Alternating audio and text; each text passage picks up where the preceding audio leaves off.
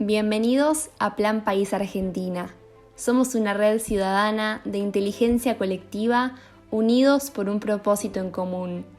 Tenemos como objetivo la elaboración de un detallado plan país compuesto por políticas de Estado que junto con un profundo cambio cultural trasciendan los ciclos políticos. Queremos políticas de Estado que nos representen a todos y a cada uno de los argentinos. Queremos influir en nuestros representantes, que escuchen la voz ciudadana y respondan ante ella con la dignidad que merece el rol que se les ha brindado democráticamente. Plan País Argentina no es un partido político ni está financiado con bienes públicos. No tiene dueño, líder ni candidato. Somos una ONG política y apartidaria formada por ciudadanos como vos y como yo, que quieren cambiar el mundo. En Plan País no solo soñamos con un futuro próspero, queremos cambiar el presente de nuestro país. Deseamos una Argentina federal, republicana, pujante, productiva, en crecimiento, creativa y generadora de riqueza y prosperidad para todos. En Plan País no existen las grietas y no importan los partidos políticos. Somos una comunidad humana que evoluciona, que dialoga, que reflexiona en grupo, que piensa fuera de la caja, que propone y lleva ideas a la acción. Aquí hay un lugar para todos y cada uno. Todas las palabras han sido dichas. En Plan País Argentina abogamos por un discurso performativo. Juntos llevamos nuestros sueños a la acción. Somos idea, somos acción, somos impacto, somos Plan País Argentina. Hagamos.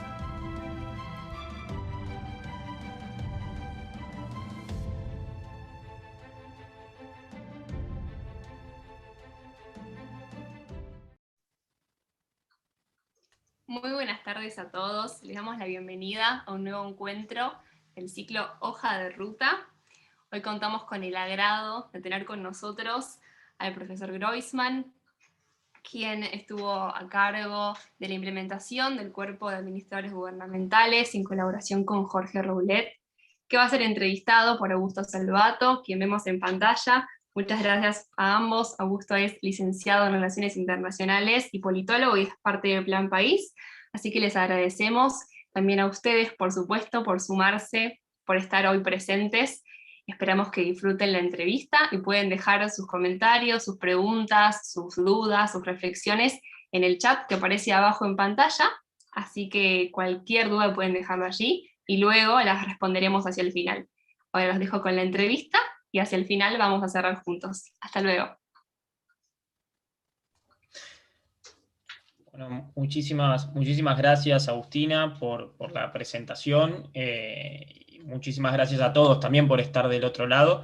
La verdad que cuando veía recién el video de presentación, que resume muy bien las líneas, digamos, motoras de Plan País, y cerrando con esta idea de ideas, acción e impacto, ¿no? Este motor, me parecía que de alguna manera la entrevista con el profesor Groisman va a ser muy rica para esto, porque el profesor justamente resume muy bien, por un lado, ese mundo de las ideas, tiene una trayectoria académica que es realmente impresionante, pero también el mundo de la acción, de la acción en política pública, de la acción política, que es fundamental para generar un impacto y para generar los cambios que se buscan generar desde Plan País en la Argentina. Por eso quería comenzar esta charla, esta entrevista, pidiéndole al profesor Groisman si por favor podría exponernos los rasgos esenciales del proyecto de formación del Cuerpo de Administradores Gubernamentales del cual formo parte. Bueno, muchas gracias por haberme invitado, por la generosidad de esa presentación, quizá un poco exagerada, pero bueno, aquí estoy tratando de ser útil y de contar las ideas fundamentales de ese proyecto y la experiencia de su puesta en marcha. En primer lugar, debo decir que el proyecto era ambicioso. Ambicioso en el sentido de que no aspiraba solamente a crear un cuerpo de altos funcionarios, sino que aspiraba a transformar en conjunto la administración nacional e inclusive servir como pauta, como ejemplo y como apoyo para las administraciones provinciales y municipales. Esto es pensado como un proyecto de mediano y largo plazo. Esto fue objeto de alguna crítica, porque se decía, bueno, estamos urgidos por problemas del momento, ¿por qué están pensando en cosas para el futuro? Y nosotros contestábamos con toda la paciencia de que éramos capaces, que no tenía sentido pensar solo en el presente y que había que pensar en el presente, pero con la idea de futuro. Entonces, el proyecto empezó como formación de un cuerpo de altos funcionarios seleccionados rigurosamente, de modo tal que rompiera una tradición de discrecionalidad o de favoritismo en la designación de funcionarios. Que fueran seleccionados, ya voy a contar cómo, pero de un modo objetivo que transformara pautas y prácticas de comportamiento en la materia. En segundo lugar, se pensaba que el reclutamiento tenía que ser no solo riguroso y objetivo, sino también muy imparcial en cuanto a quienes se seleccionaba y sin ningún tipo de discriminación.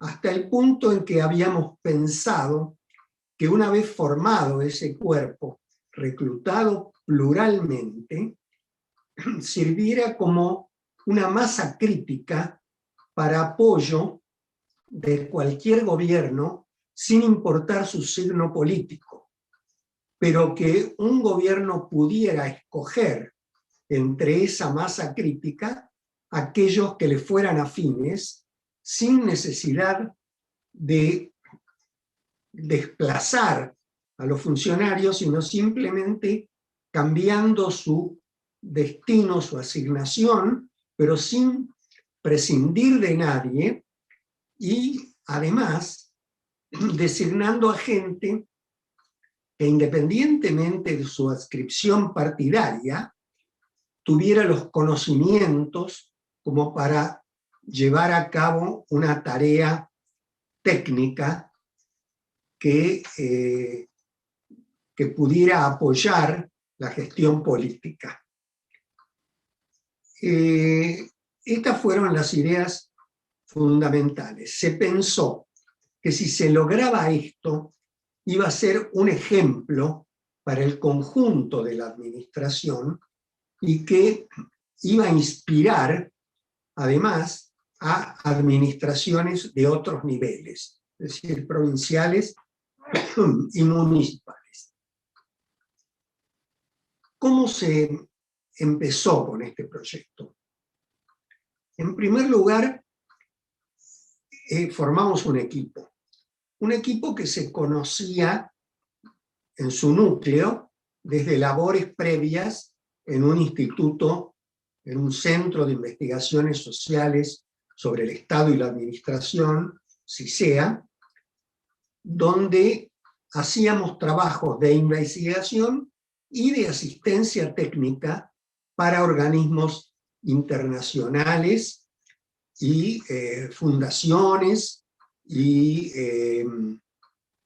países que requirieran nuestro asesoramiento. De modo que había una experiencia previa y además una idea formada a través de varios años de investigaciones, de conversaciones, de trabajos comunes.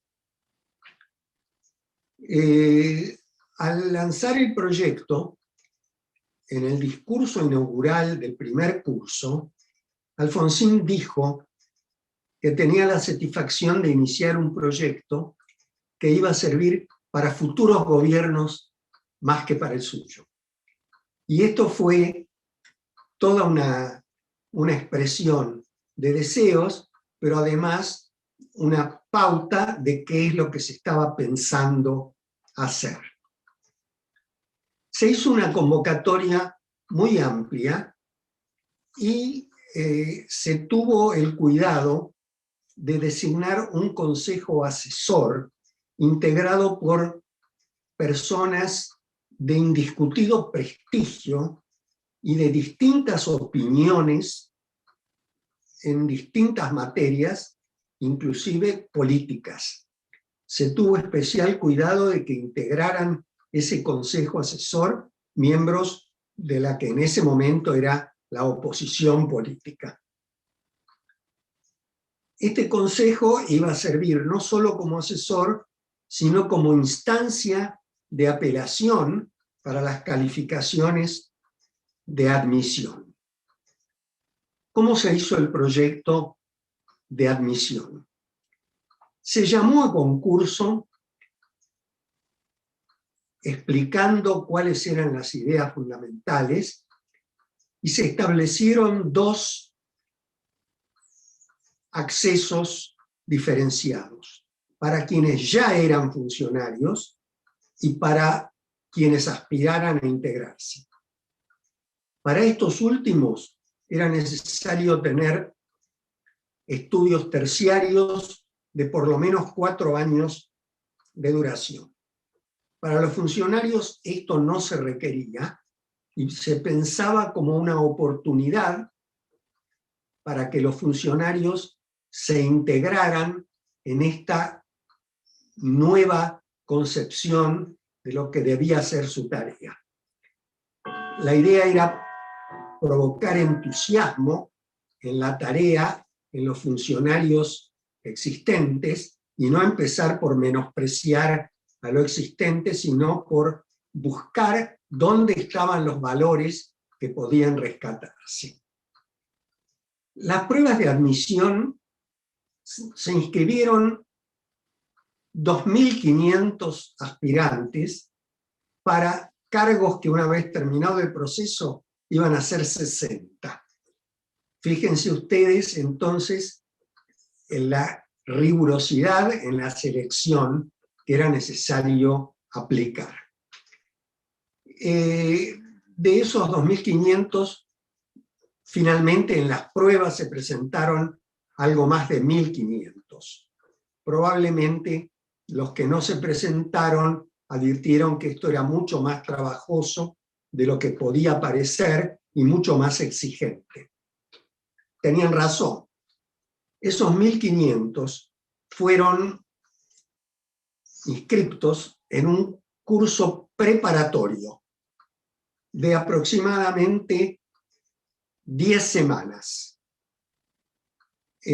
donde para entrar en el curso preparatorio se hicieron pruebas que fue necesario diseñar para, en un plazo brevísimo, evaluar a 1.500 postulantes.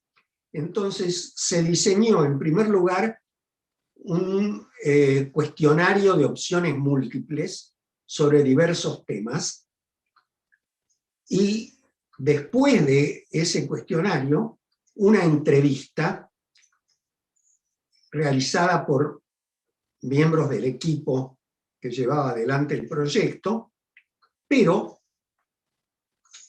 las pruebas preparatorias para el cuestionario de opción múltiple fueron encomendadas al equipo y a funcionarios estables dentro del Instituto Nacional de Administración Pública, pero de modo tal que se separaron 2 equipos que prepararon las pruebas sin conocer las que preparaba el otro. Las pruebas fueron guardadas bajo llave. El día anterior se fueron entregadas y guardadas en reserva el día anterior y nadie sabía cuál de los dos cuestionarios iba a ser elegido para ser utilizado. Se realizó esta prueba sin conocer el nombre de los postulantes, estaba tapado con una etiqueta autoadhesiva, de modo que al hacerse públicas, después de decir el puntaje obtenido, se sabía quién era el postulante seleccionado. Bueno, en resumen, esto era más complicado, trato de hacerlo lo más sencillo posible, solo para mostrar la objetividad del proceso. La entrevista tenía un cierto valor, pero no era determinante. Es decir, que en la entrevista podía haber un porcentaje que podía llegar al 30% del total de la evaluación, de modo que influyera, pero que no fuera determinante. Pasadas estas pruebas, se iniciaba el curso de formación, que tenía diversas materias y con asistencia obligatoria, y el curso de formación se desarrollaba en 10 semanas. Los que eran funcionarios tenían licencia paga durante ese periodo, y los no funcionarios eran becados. Terminado el curso de formación, entonces los que habían obtenido, perdón, en el curso de formación entraron 180 de los 1.500. De esos 180 fueron seleccionados 60 para el curso propiamente dicho, que duraba 2 años y medio.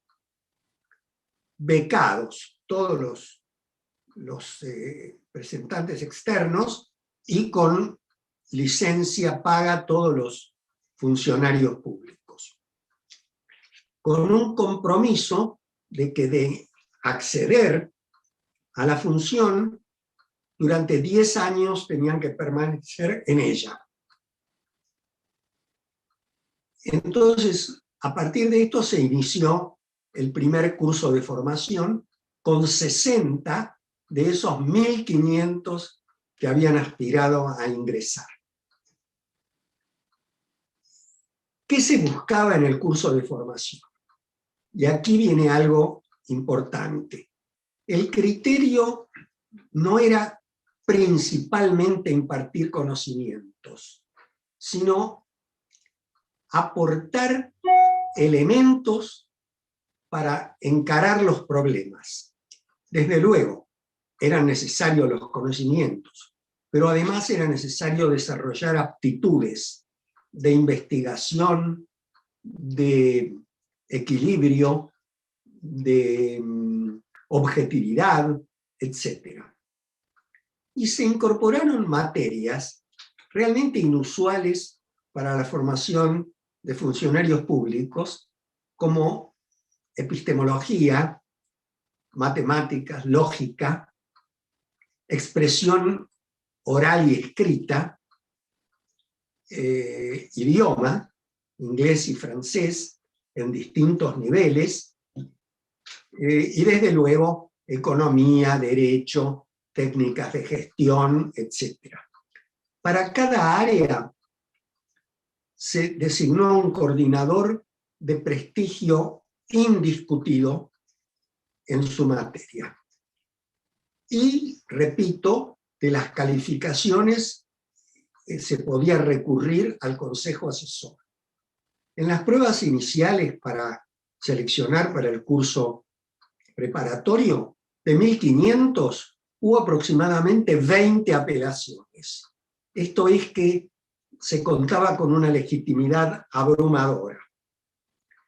Para la segunda prueba, ya ese número de 20 disminuyó todavía más, no recuerdo a cuánto, pero a una cantidad ínfima. esto de las materias inusuales, por ejemplo, expresión oral y escrita, fue bien recibido por los cursantes, para quienes era ciertamente una novedad y que nosotros considerábamos que era muy importante. Bueno, aquí vienen algunas puntualizaciones. Este proyecto fue inspirado por la Escuela Nacional de Administración de Francia, la famosa ENA. Y aquí viene una aclaración. Como el proyecto tuvo ciertas objeciones comprensibles frente a algo tan nuevo, original y diríamos hasta pretencioso, se dijo que era una copia de ENA, como crítica. Bueno, quienes estos decían, desde luego no conocían ni el sistema de ENA ni nuestra propuesta, porque nuestra propuesta tenía una inspiración en ENA, pero profundas diferencias.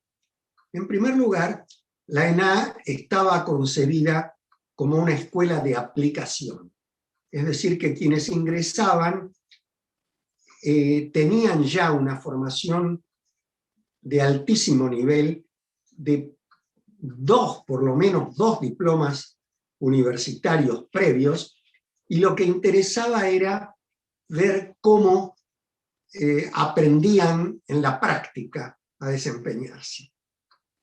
Por eso era muy importante en el sistema de la ENA una práctica, un stage, que les permitiera ejercitar esa aptitud para poner en práctica sus conocimientos. En nuestro sistema no se podía aspirar a tanto. Había que proporcionar conocimientos, además de práctica. De modo que hicimos también una experiencia, un stage de 6 meses dentro de ese curso de 2 años y medio, con una evaluación de lo practicado y una visión crítica de la experiencia adquirida. Otra diferencia con el proyecto francés era que los graduados no pasaran a elegir el cuerpo donde iba a desarrollarse su carrera. El sistema en Francia era, digo porque ahora la ENA está sometida a una revisión que va a cambiar algunos de estos aspectos, era que los graduados, según el puntaje obtenido, pudieran elegir dónde iban a desarrollar su carrera. Se llamaban los grandes cuerpos: el Consejo de Estado, el Tribunal de Cuentas, el Servicio Exterior. Iban quedando otros cuerpos menos solicitados o menos prestigiosos, y así se iba formando una gradación. Y además, por el sistema selectivo tan competitivo, los graduados pasaban, consciente o inconscientemente, a formar parte de una élite, a la que se llamó los enarcas, les énarques, que son funcionarios de gran prestigio, pero de un estatus superior al conjunto de la administración. Nada de eso queríamos repetir nosotros. Y si bien teníamos un gran agradecimiento a la ENA, que nos recibió con las puertas abiertas y que nos apoyó en todo momento, también buscamos conocer y apoyarnos en otros países y en otras experiencias, principalmente en España y en Estados Unidos, donde los sistemas son diferentes. Bueno, pusimos en marcha esto y Desde luego hubo dificultades, hubo tropiezos, hubo rectificaciones, pero a mi modo de ver, lo más importante fue demostrar que era posible iniciar un proyecto de este tipo, que era posible despertar confianza en la objetividad de la selección y rigurosidad en la formación.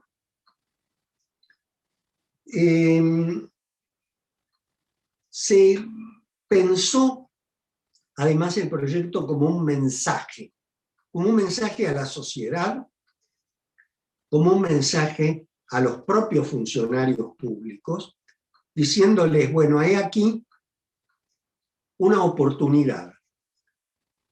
Incorpórense a esta oportunidad, pasen a formar parte de esta idea y extiendan estos principios al conjunto de la sociedad. Bueno, así se empezó, por razones que no voy a exponer ahora, no quiero extenderme en la exposición, no tuvo posteriormente las secuencias que hubiera sido de desear, pero quedó demostrada la posibilidad de hacerlo y las diversas técnicas que podían aplicarse para lograrlo. Bueno, esta es la presentación. Si me falta algún rasgo, surgirá de la respuesta a las preguntas que me hagan. Bueno, muchísimas gracias, profesor, por la exposición y por compartir con nosotros esta experiencia que además es una página tan importante de la historia de nuestro país y que a veces no está tan publicitada, si se quiere, o no tan conocida, digamos, por la mayoría de la sociedad. Decía algunas cosas que me parecieron importantes destacar. Lo primero es que el objetivo de fondo era transformar la administración pública, es decir, la administración nacional, y por otro lado habló también de que esto era un objetivo de largo plazo. Algo que, bueno, a veces cuesta mucho desarrollar. Quería pedirle su opinión o su idea sobre las políticas de largo plazo en la Argentina y cómo cree usted que podemos trabajar como país para desarrollar políticas que justamente tengan esta característica de estar instaladas en el largo plazo y de no ir variando de un lado para el otro cada un periodo breve de tiempo. Después, por otro lado, relacionando con esto, ¿cuáles son las enseñanzas o los aprendizajes que le quedan a usted de esta experiencia? Bueno, es una pregunta difícil de contestar y muy abierta. ¿Cómo se hace para instaurar políticas de largo plazo? Bueno, creo que es necesario lograr cambios culturales, que no hay una sola acción que permita aplicarlas, sino que hay que hacer diversas cosas que converjan en un resultado hacia el largo plazo. La cosa es empezar y mantener los criterios. Por eso es necesario un consenso entre diversas fuerzas políticas y que los partidos políticos o los políticos entiendan que un cuerpo de funcionarios eficientes les ayuda a desarrollar las políticas que pueden cambiar, pero que necesitan quienes sepan administrar. Y esto, una vez comprendido, como se ha comprendido en varios países, pero el ejemplo clásico es Francia, es fundamental para el largo plazo. Yo recuerdo cuando estuve en Francia en una de las invitaciones que nos formuló la ENA, el entonces director de la ENA, acotación al margen, el director de la ENA en Francia era un funcionario de primer nivel, de prestigio, de enorme prestigio, a pesar de ser una escuela de formación. Y este director de la ENA, que a la sazón era Simón Norat, que aparte era medalla de la liberación, por haber sido uno de los combatientes de los maquisards contra la ocupación alemana, es decir, era una personalidad indiscutida, y me dijo, la ENA, que fue creada terminada la Segunda Guerra Mundial, demostró su eficacia y su alcance práctico cuando después de 40 años de gobiernos de centro y de derecha, ganó el socialismo y se hizo una transición sin problemas estructurales. Y esto era todo un mensaje, diciendo, bueno, si se hace esto, si se logra esto, esto es lo que se llama una política de Estado. Creo haber contestado la pregunta. Sí, sí, por supuesto. En un momento también habló sobre ciertas competencias en las que se los formaba a los ingresantes, que eran, digamos, que para el momento quizás no eran del todo tradicionales, pero que aportaban un diferencial. Hay algo que suele suceder en los últimos años con respecto a los funcionarios públicos que en el grueso de la sociedad no tienen una buena imagen en general, por diversos motivos que podríamos, digamos, conversarlos también, pero no hay una buena imagen del funcionario público como quizás sí sucede en otros países. Y uno de los elementos que se suele alegar para decir eso tiene que ver con una cierta lejanía de la realidad, si se quiere, o de los problemas de la gente de a pie. ¿Qué opina de esta afirmación y cuál es su idea sobre el rol que tiene que tener el funcionario público con el territorio y con lo que sucede en el día a día, ¿no? del país? Bueno, en primer lugar, una aclaración. No todos los funcionarios son malos, no todos los funcionarios son ineficientes, y para transformar la administración, más que buscar lo que está mal, hay que buscar lo que está bien, incentivar lo que está bien y tomar como ejemplo aquello que está bien para extenderlo a otros ámbitos.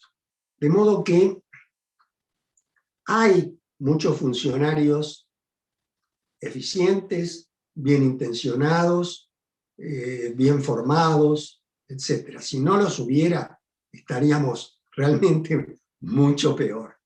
Bueno, esta primera aclaración. En segundo lugar, ¿cómo hacer para que los funcionarios se conecten realmente con los problemas? Bueno, hay que hacer algo que es complementario de la formación, que es el mantenimiento, la puesta al día de los conocimientos y de las prácticas. Por ejemplo, en Estados Unidos no hay, como en Francia, o como queríamos hacerlo aquí, una escuela única de formación. Las universidades aportan a los funcionarios, o sea, a quienes aspiran a ser funcionarios.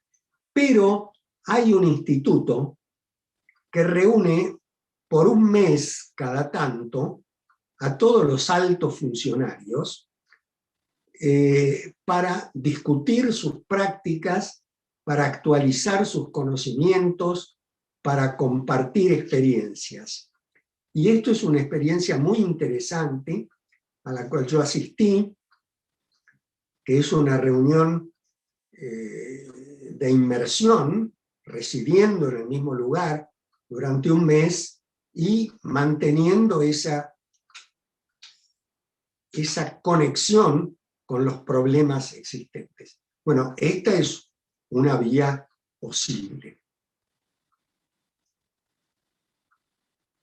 Es un punto muy interesante y muy importante el que levantaba hace un rato, porque bueno, es cierto que a veces la sociedad argentina tiende a ver las cosas en el blanco-negro, existe esa tendencia, y la realidad es que, como bien decía usted, obviamente en la administración pública hay muchísimos tipos de funcionarios distintos, y eso a veces no se refleja en la sociedad, y por eso es importante también que este mensaje esté presente. Ahora, justamente en relación con esto, y dentro de las cosas que a veces no se conocen tanto, Teresita González Díaz, que está participando en el chat del Zoom, levantaba un punto que es interesante, ¿no? Y que es el servicio exterior de la nación, y es decir, y todo su esquema de profesionalización, y que viene, bueno, desde la década de 1960. ¿Cuál es la relación que encuentran, digamos, o que encuentra usted con respecto a ese esquema? Y cómo ve estas décadas de profesionalización en el servicio exterior de la Argentina? La Escuela de Servicio Exterior fue un antecedente importante y una experiencia que nosotros hemos tenido en cuenta y mirado con respeto. Fue un paso importante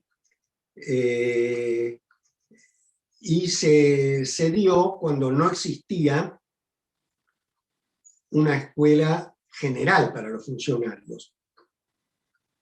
Entonces, bueno, no está mal, no existiendo un órgano que comprenda a todos los funcionarios, no está mal que haya algunos sistemas de formación de funcionarios para cuerpos específicos. Hubo una experiencia trunca en el Ministerio de Economía también, creo, durante el ejercicio del cargo de Cavallo. Se formó también una escuela para funcionarios en economía. Nosotros éramos más proclives a una escuela única, pero no íbamos a tocar el servicio exterior si estaba funcionando, porque, bueno, no se trata de modificar porque sí, sino de ver de qué manera se puede ir modificando teniendo en cuenta las experiencias anteriores. Así que creo que sí. Ahora, detalles sobre su rumbo posterior y sobre todo su actualidad, no podría opinar sobre eso. Yendo un poquito más hacia entonces lo sucedido con el cuerpo de administradores gubernamentales.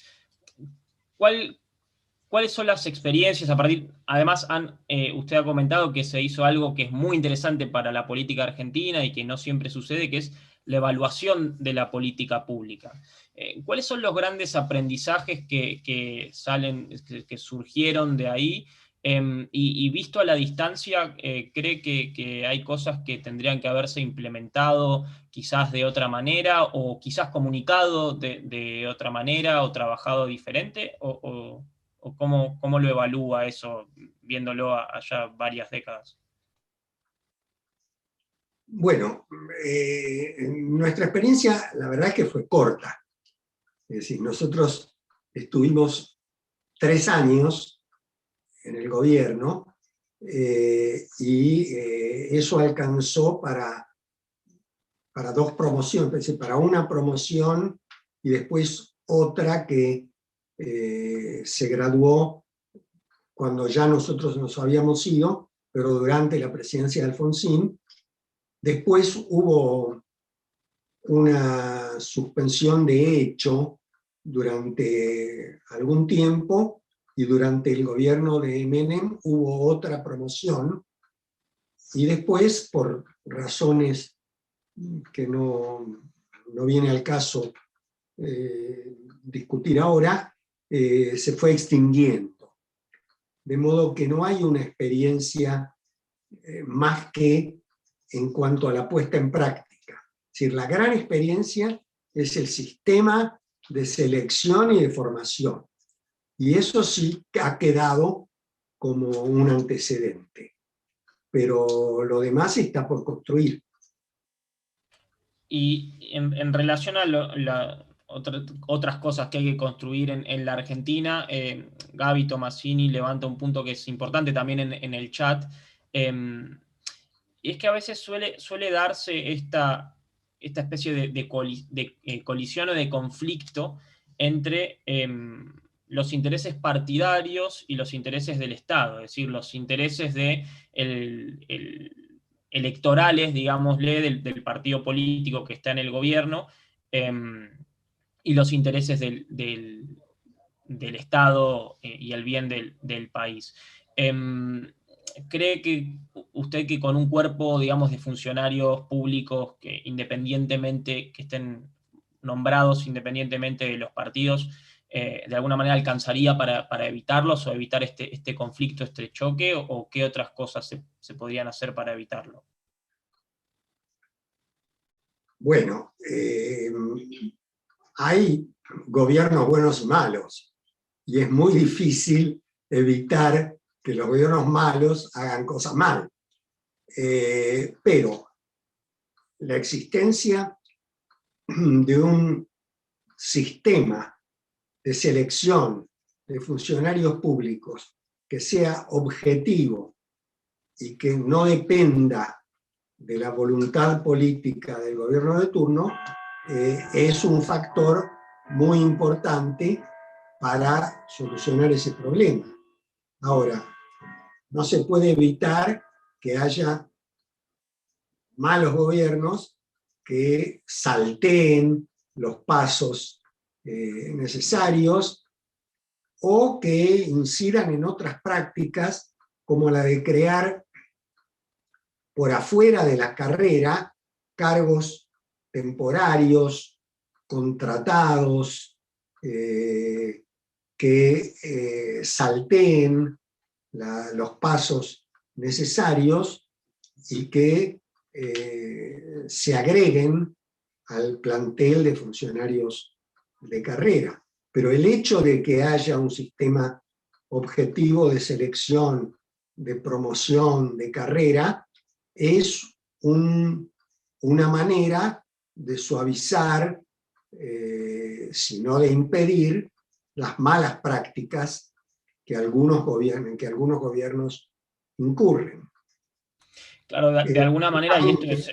Sí, perdón, continúe. No digo, justamente la idea de que si la selección es objetiva, plural, sin discriminación, dentro del cuerpo estable de funcionarios, los gobiernos pueden seleccionar para los cargos que más les interesen aquellos funcionarios que les sean afines, pero que todos tengan un rasgo común de idoneidad, que es lo que requiere la Constitución. Por eso la Constitución Nacional dice que el único requisito para los empleos públicos es la idoneidad. Ahora, ¿qué se entiende por idoneidad y cómo se verifica la idoneidad? Es algo que debe ser implementado.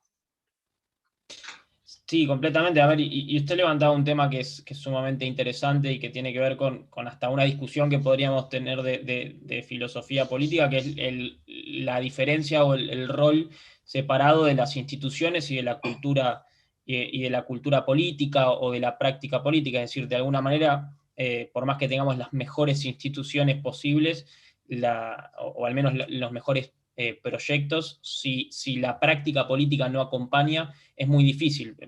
¿Va por ahí? Bueno, desde luego, no hay una una sola manera de hacer estas cosas tan complicadas. Hay varias. Desde luego, si me preguntara qué es lo más importante, diría que es la cultura política, que es un país en el cual ciertas cosas se vean mal y ciertas cosas se vean bien y ciertas prácticas sean mantenidas o sea muy difícil alterarlas. Pero esto, bueno, requiere muchos factores conjuntos. Y acá que ya vamos con las últimas preguntas y obviamente reiterar el agradecimiento por la participación, pero acá otra vez también Gaby Tomasini levanta un punto interesante que es, y que está muy en boga también en la discusión política actual, y trayendo justamente una idea de Roulette, ¿no? que fue uno de los que implementa esto, y que él creía, digamos, en la necesidad de disminuir el número de funcionarios públicos, y que algunas de esas actividades se trasladen a iniciativas privadas. ¿Cómo llegamos a eso? Bueno, por otro lado, en ese sentido, ¿qué opina de eso y especialmente en el contexto actual? Bueno, el número de funcionarios no es lo más relevante. Lo más relevante es qué es lo que hacen esos funcionarios. Si el Estado presta más servicios, requiere más funcionarios. De modo que la relación del número de funcionarios con los servicios que el Estado presta es lo que debe servir para medir si hay muchos funcionarios o pocos funcionarios.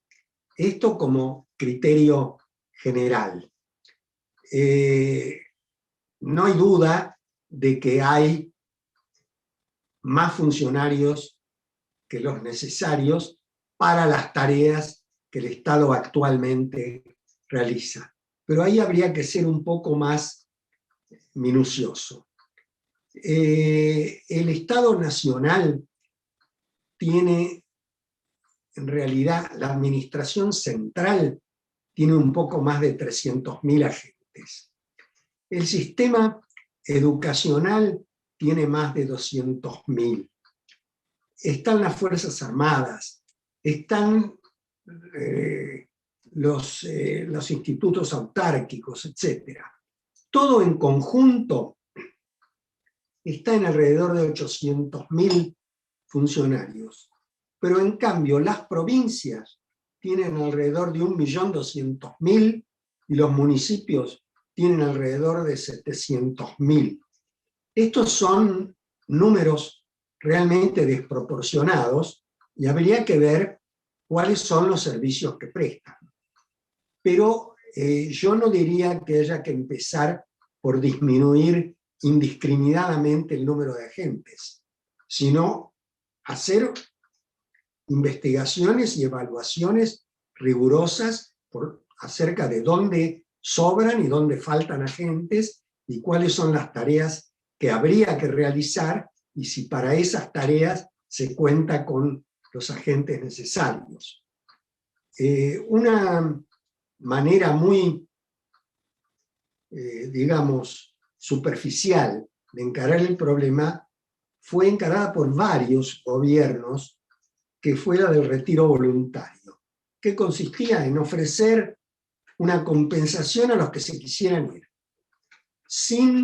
es decir, partiendo de la base de que cualquiera que se vaya está bien, con lo cual, en realidad, los que podían optar por esa compensación serían los más capaces, que podían dedicarse a otras tareas en el campo privado. De modo que esto debe ser encarado sin duda, pero cuidadosamente. Y otro elemento es que el número de funcionarios no siempre responde a la realidad, porque los organismos a veces retasean información, porque a veces hay muchos funcionarios que no revistan en planta porque están en situación de contratados o en cargos temporarios que hacen elevar el número y utilizar el empleo público como una forma de subsidio o de favoritismo partidario o personal. Hay muchísimas preguntas en el chat, así que agradezco a todos los que están haciendo las preguntas e interesándose por la charla. Tenemos 5 minutos, así que voy a tomar una de las preguntas y me guardo una para mí, para cerrar. Pero me parece muy, muy interesante algo que levantan aquí en el chat, Guillermo Fasano, que pregunta qué opina usted o cuál es su visión sobre la estabilidad absoluta del empleo público, es decir, en ese sentido es algo que se critica bastante dentro de la sociedad y queríamos saber cuál es su opinión. Bueno, la estabilidad en el empleo público fue incorporada a la Constitución en la reforma constitucional de 1957. Yo estoy a favor de la estabilidad en el empleo público porque creo que es una manera de optar por un sistema de profesionalismo y de no discrecionalidad en la designación y remoción. Pero condicionado a que se cumpla el otro requisito, que es el de la idoneidad. Yo creo que está bien la estabilidad cuando los funcionarios cumplen con el requisito de la idoneidad, cuando desarrollan su carrera dentro de parámetros establecidos, donde se respetan los conocimientos, los méritos, las habilidades, etc. De modo que, respondiendo concretamente a la pregunta, sí, yo estoy a favor de la estabilidad, pero también hay que ver cómo se implementa. Acá también otra vez Gaby Tomasini levanta una idea de Jorge Roulet, esto con respecto al tema que hablábamos antes, la idea del Estado atlético, pero no adiposo. Quería cerrar porque ya estamos llegando a la hora que pactamos. Saliendo un poco y no al mismo tiempo del tema que nos convoca en la charla, y dicen que hay una especie de maldición china que dice ojalá te toque vivir en tiempos interesantes, y usted ha vivido tiempos muy interesantes. Y hoy en la Argentina estamos quizás en una situación donde por momentos parecería que en algunos sectores, especialmente en la juventud, hay una suerte de desesperanza o de una mirada del país como un país sin salida y sin futuro, algo que los que estamos acá en plan país no creemos, porque si no, no estaríamos pensando en esto, pero quería pedirle si pudiera dedicar unos minutos a dar un mensaje a esas generaciones desde su experiencia, desde su conocimiento y desde haber pasado por momentos muy, muy interesantes de la historia de nuestro país. Bueno, lejos de mi intención está pontificar acerca de lo que habría que hacer. Contar la experiencia creo que ya es en sí útil y puede servir como inspiración, pero decir en 2 palabras qué es lo que habría que hacer para entusiasmar a la juventud, no me siento capaz de hacerlo, pero sí diría que hay que inspirarse en experiencias pasadas, nacionales y extranjeras. Hay que estudiarlas, hay que conocerlas y encontrar a lo mejor nuevos rumbos o nuevas ideas apoyándose en esas experiencias pasadas. Yo creo que hay que dar un mensaje optimista y yo quiero ser optimista, las dificultades están a la vista, pero siempre ha habido dificultades y ha habido maneras de superarlas, se pueden encontrar.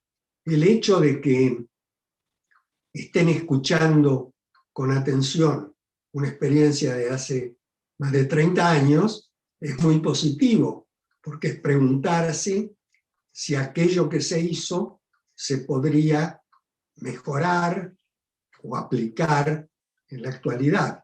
Bueno, hay que abrir rumbos y hay que ofrecer oportunidades. Bueno, me quedo con esto último, abrir rumbos y ofrecer oportunidades. La verdad, muchísimas gracias, profesor, por dedicar este tiempo para conversar con nosotros. Realmente me llevo muchísimas anotaciones para seguir estudiando y trabajando y conociendo. Así que, por mi parte, totalmente agradecido. También agradecido a todos por participar en el chat. Y quiero dejarle a Agustina el tiempo para cerrar. Pero el agradecido soy yo.